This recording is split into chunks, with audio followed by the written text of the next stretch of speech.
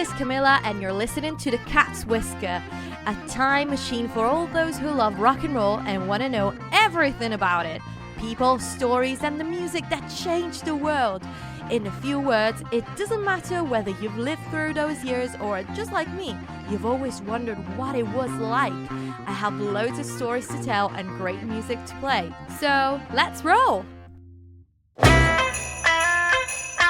Hi everyone, welcome back to The Cat's Whisker for this very special Christmas episode. Whether you like rock and roll or not, on Christmas time at least one rock and roll song infiltrates everyone's playlist. Rockin' Around the Christmas Tree by Brenda Lee. And if many Christmas songs only work in December, I personally listen to Rockin' Around the Christmas Tree all year round. I was absolutely amazed to learn she was only 13 when she recorded it. So I needed to dedicate a whole episode to this great artist who released many songs and remained musically relevant for over 50 years. John Lennon considered her the first female rocker, but she always loved experimenting with many genres that led her to become one of the highest-selling artists in music history. As you can imagine, she was very precocious and started singing when she was only a baby. But let's start from the very beginning. She was born on the 11th of December 1944, which makes her 79 today. So Brenda, in the remote case you're listening, happy birthday! Brenda May Tarpley was born in the charity ward of Atlanta's Emory University Hospital. Her dad was a carpenter and her family was quite poor. They lived in several towns in Georgia, always following relatives around, but mostly between Conyers and Lithonia. She was only 3 years old when people started realizing she could sing, and everyone enjoyed it. Her sister used to take her to the shops in town. Brenda would sing, and they'd come home with pockets full of candy. When she was 5, she entered a contest and won it with the song Take Me Out to the Ball Game. That also allowed her to become a regular on local TV and radio shows, which together with her performances at luncheons and ice cream bars, started being a fun way for her to make money. Not that she was aware of it. I mean, most 5 years old don't really understand the responsibilities that raising a family entails or how a job works, but she loved to sing and that was fun. A few years later, when she was 8, her dad suddenly died in a construction accident. This really devastated the family, as you can imagine. Lee's mom started working 14 to 16-hour shifts in a cotton mill, and Brenda continued her singing career, becoming essentially a professional before the age of 10. And even if she began a career while still very young, her mother always made sure she led a normal life and went to school. She loved going to school actually and hanging out with other kids. She was a bit of a tomboy, in fact. Brenda and her siblings were usually wearing clothes made of feed sacks, which were homemade clothes made with the cotton sacks, originally used for sugar, flour, and animal feed. Whilst her siblings would come back home with her clothes still intact, Brenda loved playing with her schoolmates and climbing up trees, which is honestly so beautiful considering the difficult situation she was in. Because imagine being barely 10 and also being the main breadwinner of a family of 4. It sounds stressful, right? Brenda, though, remembers these moments very dearly and always highlights how no one ever made her feel forced to do anything. She could have quit whenever she'd wanted because her family loved her and would have always supported her no matter what. But again, she loved singing and she still loves singing and was feeling really proud to be able to buy things for her family. Her mother Grace was working tirelessly to help her get her big breakthrough. Grace remarried and together with her new husband, Jay Rainwater, the family moved to Cincinnati, Ohio, and then Augusta, Georgia, and opened a record store where little Brenda sang every weekend, and thanks to the help of local DJ Peanuts Fairclough, Brenda Tarpley got herself a stage name, Brenda Lee. In February 1956, she decided to turn down a radio appearance to go see country music star Red Foley. And a DJ persuaded Foley to let little Brenda get on stage to sing Jambalaya. This is what Foley had to say. I still get cold chills thinking about the first time I heard that voice. One foot started patting rhythm as though she was stomping out a prairie fire, but not another muscle in that little body even as much as twitched. And when she did that trick of breaking her voice, it jarred me out of my trance enough to realize I'd forgotten to get off the stage. And there I stood, after 26 years supposedly learning how to conduct myself in front of an audience, with my mouth open 2 miles wide and a glassy stare in my eyes. So as you can imagine, she made quite the impression, and that's the moment her life changed. Foley decided to help her, and he got her a spot in his program, the Ozark Jubilee on ABC, and that meant going national. She became a regular on the show, which was filmed in Springfield, Missouri. So not really around the corner. It's in fact 800 miles, 12 hours away in the car, according to Google Maps. So she'd get out of school on Friday, get on the bus with her mom and travel to Springfield, perform on the show on Saturday night, and then return home and back in class on Monday morning. She made her debut on the show with the same song that left Red Foley speechless and that would become her first record. The same song that her mom taught her and used to sing to little Brenda before she went to bed, Jambalaya. Everything changed from then on. She was signed by Decca in 1956, and Dub Albritton, Red Foley's manager, became her manager as well. And she started appearing on all the big programs: Steve Allen, Ed Sullivan, Perry Como. She even met Elvis in 1957. Wow, I mean, imagine that for a girl that age during those days. They took some pictures together and he gave her a golden necklace with the letters TLC, Tender Loving Care, which he only ever gifted to his close female friends. And they remained friends until his death. Everyone that worked with Brenda always remarked how professional she was for a little girl, and especially how adult she spoke. And it was easy for her in a way because everyone could see how brilliant and talented she was. Everywhere she went, no one could believe such a big voice could come out of such a small person. 4 feet 9 inches to be precise. Something I found fascinating is that at some point she was actually sent to singing lessons, but the teacher refused to teach her because they thought it would get in her way. Not only did she have an incredible voice, but the way she controlled it, especially with all the inflections and embellishments she naturally adds to her interpretation. I mean, that is something you simply cannot teach. Everyone believed in her. Her manager even mortgaged his house to help her get her breakthrough in the city where you had to be to make music at the time, Nashville, Tennessee. And soon enough, she moved there, where she was produced by Owen Bradley. I mean, that was the place to be and the people to be with. She started releasing stomping tunes like One Step at a Time and Dynamite, which also inspired her nickname, Little Miss Dynamite. Even if she was in Nashville though, her music shifted to rock and roll and rockabilly. Her songs weren't hits in the US at first, but they were charting pretty well elsewhere. That's when she became probably the very first rock and roll star to embark on a world tour, the way that we perceive it today. She visited Japan, South America, Australia, and Europe. And France definitely left a long-lasting impression after rumors about her actually being a 35-year-old midget started spreading, since no one could fathom the possibility of a girl with such a big voice. All doubts vanished though as soon as Brenda Lee got to Paris and blew everyone away. And after performing in a lot of different countries and recording tunes in several languages, it's around 1959-1960 when she exploded in her own country, with Sweet Nothings, and then achieving her first #1 in the pop charts and gold record with I'm Sorry. Now, this song is particularly interesting, not only for the beautiful vocals and music, but also because when it was offered to Lee, Decca wasn't really confident about having a 14-year-old girl singing such a deep song. I mean, not only it felt inappropriate, but a little hard to sell from a 14-year-old's point of view. Well, everyone thought that until Brenda. In the last 10 minutes of a recording session, decided to do 2 takes of I'm Sorry. She always said she wasn't an actress. She actually tried acting once. Colonel Tom was friends with her manager and persuaded her to go to LA and try acting in 1960-61. I mean, that's what all 50 stars did, and well, she gave it a go. And Endeavour should only try once in the film The Two Little Bears. She was a singer though, and that was her only love.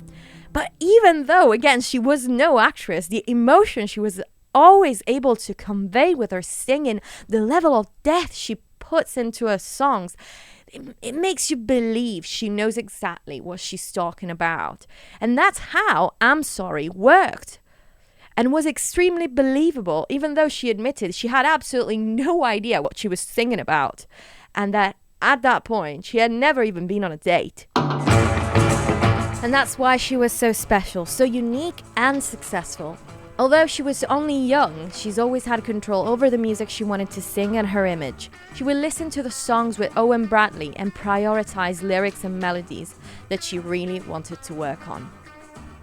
She remembers a very important piece of advice Bradley gave her and that she found incredibly valuable during her whole career. Don't prostitute yourself to a song that commercially you think is going to be a hit if you're not crazy about it. Because otherwise you'll end up singing it forever. And again, that's the rule she decided to live by. And in all of her interviews, this really shines through. She loves making music and she's very grateful about the great people she's got to work with and treated her with complete respect even if she was the youngest person in the room. She couldn't read music and could just about play piano, but everyone always respected her input. She was very close to Patsy Cline and met Judy Garland, Ella Fitzgerald, and even worked with many greats like Tony Bennett. They all took her seriously, and especially when it came to the rock and roll movement, she remembers a sense of camaraderie because everyone was very aware that they were creating something new, happy, and revolutionary. And what's fresher than a kid singing her heart out? And she really did have a good feeling about songs and, well, about artists in general. In the spring of 1962, while she was touring Europe, specifically when she was performing in Hamburg, Germany at the Star Club, the Beatles opened for her. She recounted being absolutely blown away by their sound. She had never heard anything like that before, and she absolutely loved them. It's worth remembering that although she was a massive deal, she was actually younger than all of them. They told her how much they admired her, and she reciprocated the compliment. She remembers asking them, "Where do you get these songs?" And John Lennon very nonchalantly told her, "Well, we write them." She brought home a picture of them and a recording of their sound and showed them to her record label because she had the feeling that they were going to be huge. Guess what the folks at Decca told her? This look will never happen, nor this sound. And that was the year before Beatlemania started. She actually remembers being impressed by a lot of artists she worked with while she was in the UK, like The Who, Tom Jones, Dusty Springfield, when they still weren't famous in America. But again, she was American and it took her a while to be noticed there as well. But what's incredible about her is how she maintained momentum over numerous decades. But another reason why she reckons she was so successful is her simplicity. She was no beauty queen, she was small and not impossibly beautiful like many Hollywood stars were. Her audience saw her like a friend, her fans saw her like the girl next door. And when you can see people like her selling millions of records, although we all know she did sell them for her incredible talent, the fact that she was so down to earth spoke volumes for representation in those days. As she said in several interviews, she likes to think her fans looked at her and thought, "She's just like me, she just sings."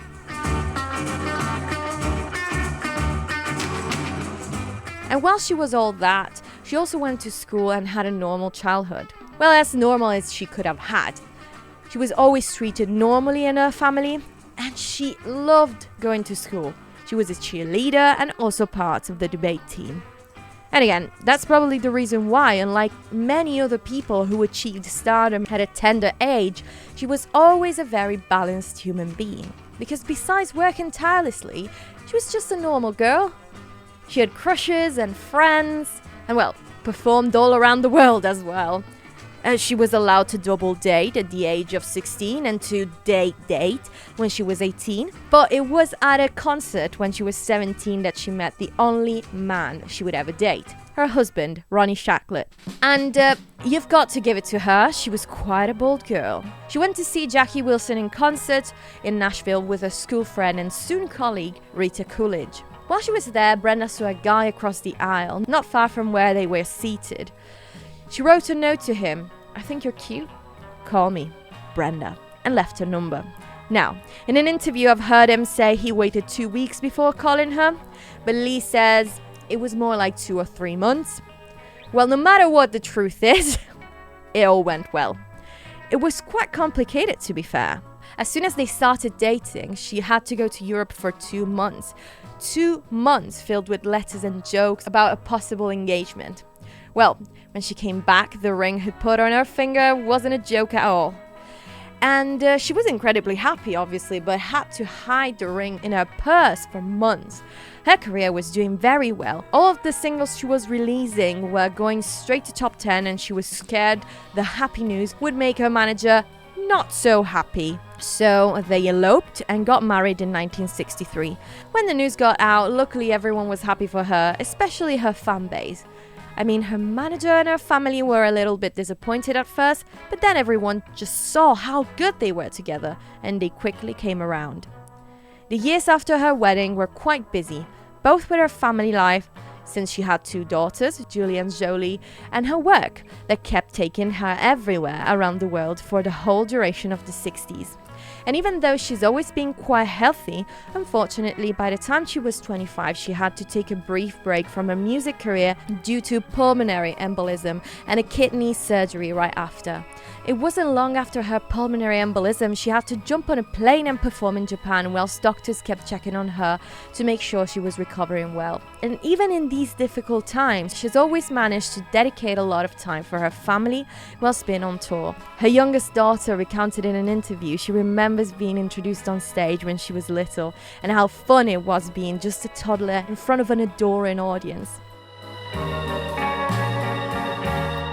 Rock music evolved massively in the 60s, but Lee always managed to find a place for herself. In the 70s, that place was the one she came from originally, country. Her song Nobody Wins, in fact, went to #1 in 1972. One of the hardest moments of her career, though, was probably the late 70s. Thinking about that great advice Owen Bradley gave her when she couldn't find songs that felt like her, she decided to take a break every once in a while to spend time with her family and to take care of herself. Even during those years, she credits her family and the support system around her for keeping her happy and stable. Whilst we know many artists really struggle when they saw their career decline. Something I really appreciate about Brenda Lee is her self-awareness that probably came from having a loving family and working with people that always respected her and treated her seriously. She knew she wasn't going to be #1 forever and that she was never going to always be, as she says, everyone's darling. Which I find very powerful because even in my small world, compared to Brenda Lee's one, I still find rejection quite difficult to deal with. So if you're ever feeling like me, think about Brenda Lee. I do. She really is an inspiration in so many ways. She was so established that she found herself in a great position. A position where you could essentially just pick and choose what to sing without feeling pressured about scoring a hit at all costs. Her new home for the 70s and 80s was country, and in 1980 she had a Grammy nomination for the song Tell Me What It's Like that got to #8 in the country charts, and she also had a residency at Opryland from 1988 to 1990. And since she always liked experimenting, the 90s became her songwriting test. Alongside Michael McDonald and David Powelson, she wrote The Kind of Fool Love Makes, first sang by Wynonna and then covered by Kenny Rogers. And still, she knew singing was what she was born to do, and that's what she did and still does every once in a while. It's never been business to her. She loves it and she's happy that's what she's got to do for her whole life. Especially in the brilliant interview Tanya Pearson did for the Women of Rock Oral History Project, which you can find on YouTube. Lee's personality definitely shines through, and she comes across as the loveliest woman in the world. Honestly, I'd love to be able to talk to her. She's funny and a great entertainer. Everyone has nothing but good words for her, especially her family. She's a big family person and a devoted Christian, and that's also probably why, according to her daughters, she's absolutely crazy about Christmas. And well, everyone is crazy about her around Christmas too. Her Rockin' Around the Christmas Tree is probably one of the most popular Christmas songs ever, literally in every single Christmas playlist on the planet. For many, the only rock and roll song they might listen during the whole year. It flies back in the charts every year, and Brenda loves it so much that she ends up singing it even during her Christmas celebrations with her family. It was sent to her around 1958, and she recorded it when she was 13. She never thought it was going to be a hit, and it actually wasn't at first. It was written by Johnny Marks, a Jewish man that made a lot of money writing Christmas songs. He also wrote Rudolph the Red-Nosed Reindeer, A Holly Jolly Christmas. I mean, wow. And Rockin' Around the Christmas Tree didn't do well in the charts at first, but was re-released several times and finally exploded in 1960 when Lee was finally an established pop idol. And this year, to celebrate the 65th anniversary of the song, she's just released a video of her now lip-syncing to the song, and she's honestly still a rock and roll queen. The video, released a month ago, already has 5 million views on YouTube. And as of today, Rockin' Around the Christmas Tree is number 1 on Billboard Top 100. Isn't that amazing? Well, thank you very much for listening to this episode. I always wanted to do an episode about Brenda Lee, but I thought, what better time than Christmas? I absolutely love, actually, while I was checking out Billboard, the charts, it was great to see all those rock and roll songs that are never in the charts, really. And it's just great to see them back there, where they belong, in my opinion, at least. And it's just amazing. I just think that for rock and roll fans, it's a great period, Christmas, because you get to see so many great songs back in the charts and in everyone's playlist, and wherever you go, there's rock and roll. Because, those were the best times, and Christmas songs are no different. So, a very happy birthday to Brenda Lee, and I hope you have a lot of fun over Christmas. Everyone, not only Brenda, but Brenda specifically. If you want, you can follow me on Instagram. I just actually set up gifts on Instagram. If you want to support my videos and my podcast, you can do it clicking on the videos I post on Instagram and sending me a gift, and you can contribute to my work. You can also follow me on TikTok. On both accounts, I'm The Cat's Whisker. I'm actually The Cat's Whisker podcast on Instagram and The Cat's Whisker on TikTok. I post a lot of videos. I'm on Facebook as well. You can follow me there. I'm on YouTube as well. Literally everywhere. So you'll never get rid of me. Have a great time this Christmas. Eat a lot. I gotta say that. I'm Italian, right? And I'll see you next time. Ciao!